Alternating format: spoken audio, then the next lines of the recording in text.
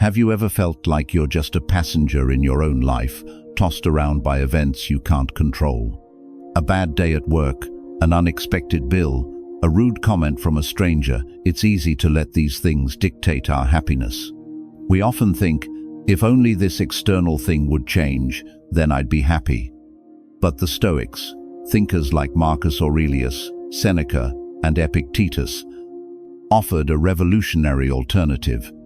They taught that true freedom and tranquility don't come from changing the world around us, but from mastering the world within us, our mind. The foundational idea is what's known as the dichotomy of control.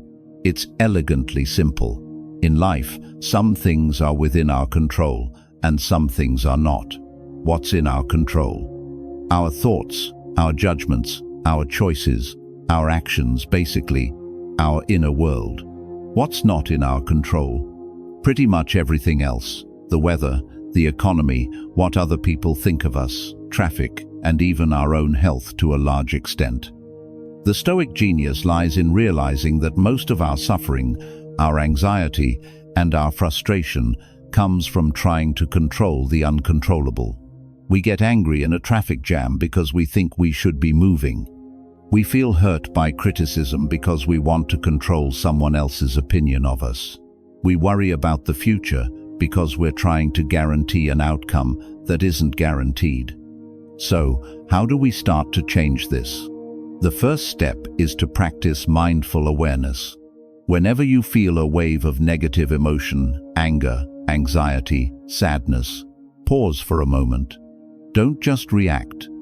Ask yourself, what part of this situation is actually in my control? Let's take a practical example. Imagine your boss gives you some harsh, maybe even unfair, feedback on a project you worked hard on. The old mindset might spiral. You might think, my boss hates me, I'm going to get fired, I'm a failure. You feel defensive, angry, and anxious. Now, let's apply the Stoic mindset. You pause. You ask, what can I control here? You can't control your boss's opinion or their delivery. You can't magically erase the feedback, but you can control your response. You can control how you interpret the feedback. Instead of seeing it as a personal attack, you can choose to see it as information. Maybe there's a kernel of truth in it you can learn from. Maybe it says more about your boss's bad day than it does about your work. You can control your decision to remain professional. You can control your choice to reflect on the feedback calmly later, separating the useful from the unhelpful. Notice the shift? In the first scenario, you're a victim of circumstance. In the second, you're an empowered agent. The external event is exactly the same, but your internal experience is completely different. This is what Marcus Aurelius meant when he wrote in his Meditations, "You have power over your mind, not outside events." Realize this, and you will find strength. This isn't about suppressing your emotions or pretending things don't hurt. It's about acknowledging your feelings and then choosing a rational, virtuous response instead of letting those feelings hijack your behavior. This brings us to another powerful Stoic tool, the art of perception. The Stoics believe that it's not events themselves that disturb us, but our judgments about them. Epictetus put it bluntly, men are disturbed not by things, but by the views which they take of them. An event is, in itself, neutral. It's the story we tell ourselves about the event that gives it its power. Getting laid off from a job isn't inherently the worst thing ever. It's an event. We can frame it as a catastrophe, a sign of our failure. Or we can choose to frame it as an opportunity, an unexpected push to find a more fulfilling career, to learn a new skill, to spend more time with family. This is not just wishful thinking, it's a deliberate mental practice. It's about reframing.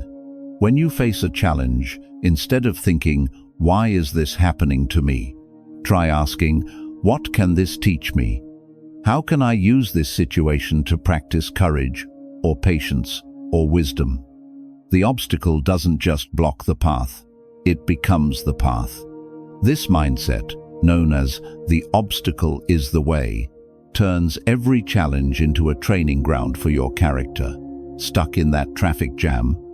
It's an opportunity to practice patience or to listen to an enlightening podcast you've been putting off.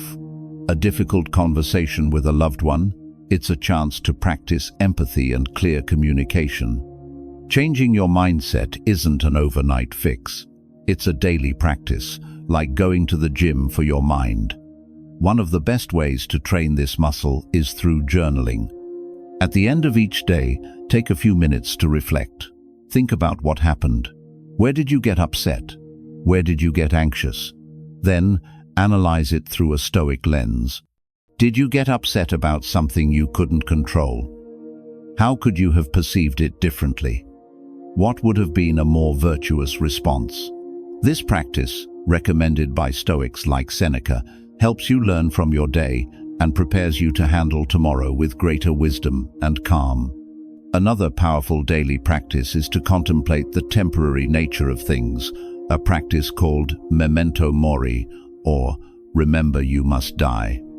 This might sound morbid, but it's actually incredibly life-affirming. By remembering that our time is finite and that everything we have can be lost, we learn to appreciate the present moment more fully. It puts our petty annoyances into perspective. Is it really worth spending your precious, limited time on this earth being angry about someone cutting you in line or worrying about a comment on social media? Probably not. Contemplating impermanence helps us focus on what truly matters, living a life of virtue, purpose, and connection with others. So, let's bring it all together. Changing your life doesn't require a lottery win or for everyone around you to suddenly become perfect. The ultimate power for change is already within your grasp. It starts with your mind.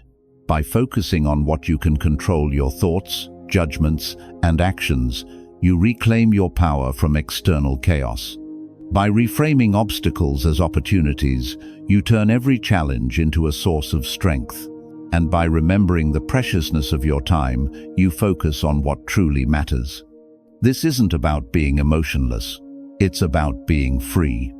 It's the freedom that comes from knowing that no matter what happens in the world, your inner fortress, your mind, can remain calm, rational, and undefeated. You are the ruler of your inner kingdom.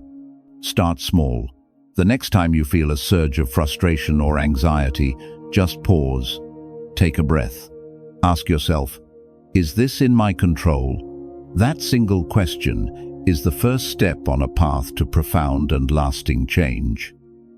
Thank you so much for joining me today.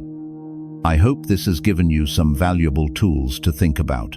If you found this helpful, please give this video a thumbs up and consider subscribing for more content on philosophy for modern life. I'd love to hear your thoughts in the comments below. How do you practice changing your mindset? Until next time, be well.